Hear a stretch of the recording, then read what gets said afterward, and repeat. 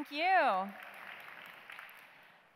Now, what if I told you that each of you were sitting on 2 round-trip tickets to anywhere in the world taped under your seat? Could you think of a place you might like to go with that? And if I went on to tell you that because you went to this place you're dreaming of right now, you were able to save 2,000 lives in exchange for just 80 minutes of your time, is that something that might intrigue you? And if you knew that because you participated in this type of Melioric experience of making the community you traveled to ever better, and by doing that, you've pushed the happiness button in your brain, would you be thinking, sign me up, Elizabeth? Well, if so, you are thinking the right way. And no, there are not any round-trip tickets under your seats, but since I have your attention, let's talk today about flipping the script on our pursuit of happiness. Now, corporate America would like you to think that your source of happiness is found right here. Have you ever heard, what's in your wallet? Yeah, we've all gone there. At Untapped Shores, we believe that the answer to a different question will dictate your sense of fulfillment and happiness, and that is, what's in your luggage? Allow me to explain. There is a revolution taking over the way we travel all around the world, and that is in the spirit of voluntourism, or taking a volunteer vacation. No longer must you be forced to choose between doing good and having fun, between taking a mission trip or traveling in a way that you desire best. So whether you're going 5 minutes down the road to visit grandma or 5,000 miles away on a honeymoon or a business trip, you can still have a sustainable impact on the places that you visit for a very small amount of your itinerary, simply just 80 minutes. But how do you pull this off? Do you bring socks? Do you bring food? No. Today in the world, there now exists a piece of equipment that fits in your carry-on luggage that you can bring with you wherever you're traveling, and in 80 minutes or less, create a solution that saves lives and creates enterprise. I'd like to show you what this might look like. Do you want to know what this device is? Yes, you do. All right. Like Tinkerbell, the more you clap, the more I'll go bring it out. All right. So this is a typical piece of luggage that we would take. Now, if you're anything like me, you often overpack when you're traveling.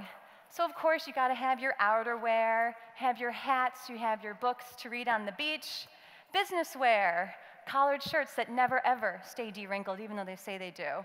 Got my day wear, some jeans for night wear. Oh, I must have been feeling really ambitious. This is workout gear. Nope, not using those. Workout shoes, pajamas, sunglasses, the list goes on. Can you tell me why I thought I would need these on a long weekend? I simply don't know. Don't you think in the space these took up in my luggage, they could be put to better use? Now it can. If you can just find it in your luggage and in yourself to leave home something that you really don't need and bring the game changer. This is it. This is the Pure Shores piece of equipment. It's wrapped in its safety travel for safe travel so it doesn't break. But this is light, it's small, and this produces an aqueous solution, which is used today by the likes of the United Nations and the Center for Disease Control, or the CDC, to do 2 things. 1, create clean drinking water, and 2, to prevent the spread of infectious diseases, such as Ebola. That's right. The solution that this unit produces is being used today to combat the spread of Ebola. So if you're thinking, gosh, I really do need to think about packing one of these in my laptop bags the next time I get on a plane, you would be thinking exactly right. And of course, I'd love to share with you the huge impact that a unit like this can have through one of our travel experiences. And this is a true story. A little less than a year ago, we were in Uganda, Africa, about to go on safari, but of course, beforehand, let's do a little good. We met with 2 sisters who were just glowing with excitement because they were both pregnant at the same time. And what's more, they found out that their babies were due within a couple days of each other. Now, Being an expectant mother in a developing country is a little bit difficult because, of course, as you know, their healthcare isn't as good as we have it here. A typical delivery looks like this: on the floor of your mud hut with no painkillers and no sterile medical tools so that you're forced to cut off the umbilical cord with your fingernail. This is their reality. But the two sisters took very different paths. Sister Josephine decided that she was going to pay a couple of shillings and ensure that she gives delivery at a clinic that had access to safe water and also a sanitizing solution. Hannah, her sister, could not afford to give that delivery, and this ended up in a tragedy. Both sisters suffered from postpartum hemorrhaging, but because Hannah delivered her baby alone, she knew that eventually she was dying. There was nothing there that could save her. And so in her last gesture of motherhood, she gave her baby a name before she passed: Innocent.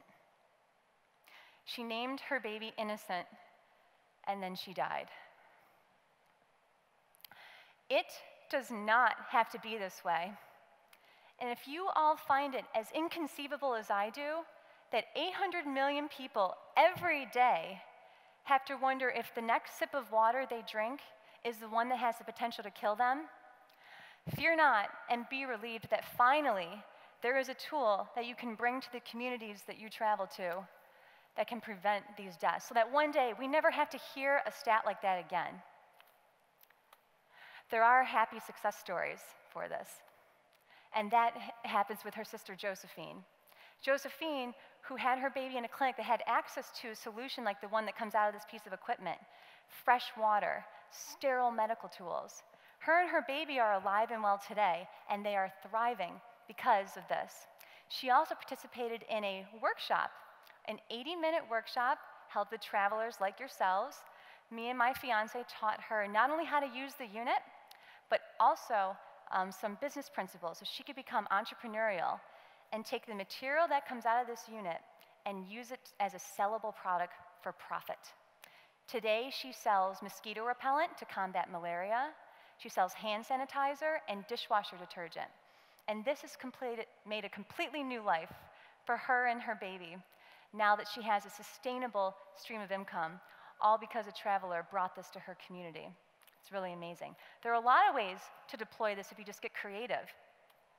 Perhaps you're traveling 5 minutes from where you're sitting right now to the center of Rochester, where there's a homeless shelter, or you're visiting grandma in the Midwest and you see her at the hospital. Bring one of these with you, because every one of those institutions has to have a disaster recovery and relief plan. In the event of a tornado, hurricane, or flood, they're going to want to have a way to solar charge a unit and get access to a purifying water solution or sanitation. This is crucial. And then you can get back to visiting with Granny. Next slide. Or if you so choose, you may be traveling for business. You have a boardroom presentation, or this is your school classroom and you need to go to class.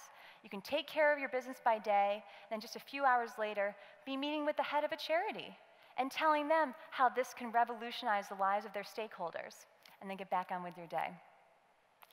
Or you can visit a school and teach them the importance of sanitation and especially hygiene, washing their hands and then deploying one of these units at their school, whether it's in the Caribbean, in Africa, in America, and beyond.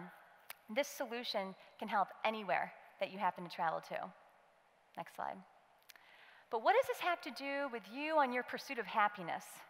Actually, a lot, and there's people a lot smarter than me who have proven it to be so.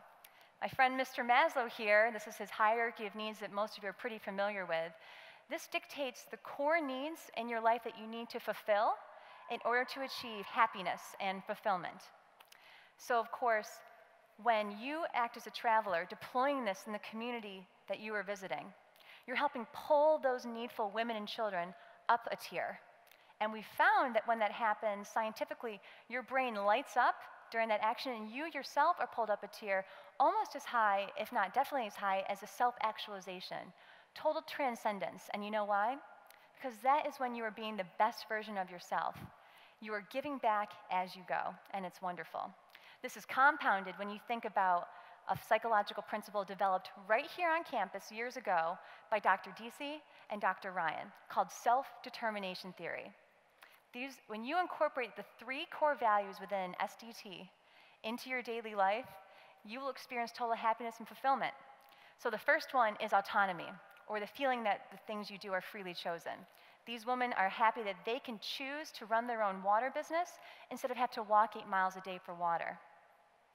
This little boy feels competence, or the skills that he's learned and how to make clean water means that he can now provide for the health and survival of his community at large, and he's very proud of that. And the third is relatedness, or a sense of community, and the positive interactions with the people around you. These women who have no husbands, most of them have AIDS, were not regarded very highly in their society.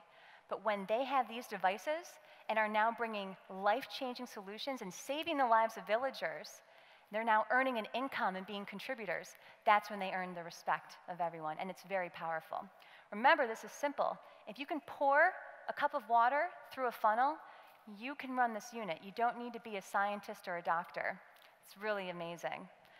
And so now that I've made the stage look a lot like what my closet at home does, I hope that you now think differently about the ways you pack your suitcase when you decide to travel. Again, whether it's 5 miles away or 5,000 miles away, you now have the chance to untap your inner humanitarian and make a difference.